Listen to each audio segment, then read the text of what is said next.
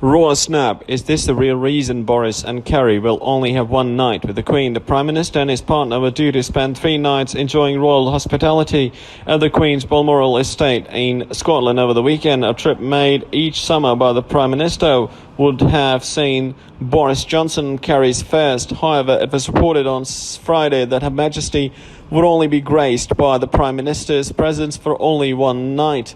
Most assumed the reason for this was obvious one: Brexit. Mr. Johnson is having a deepening crisis and is in premiership, facing roadblocks at every attempt to deliver Brexit by 31st of October. However, royal protocol suggests there might be a different reason for the brief visit. Mr. Johnson and Miss Simmons are the first non-married couple to live together in number 10, and this may have posed an issue for the royal visit. Prime Ministers and their partners traditionally visit the Queen in late summer at a Balmoral retreat in Scotland. However, according to royal protocol, unmarried couples who are guests of the Queen in any of the 6 residences do not stay overnight.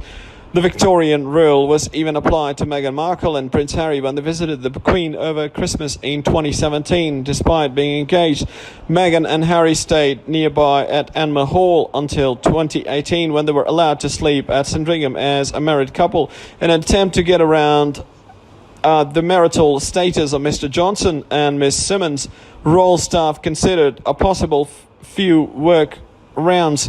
They consider offering the couple a lodge on the estate rather than the main castle, but some thought that might be viewed as snub given Balmoral has 52 bedrooms.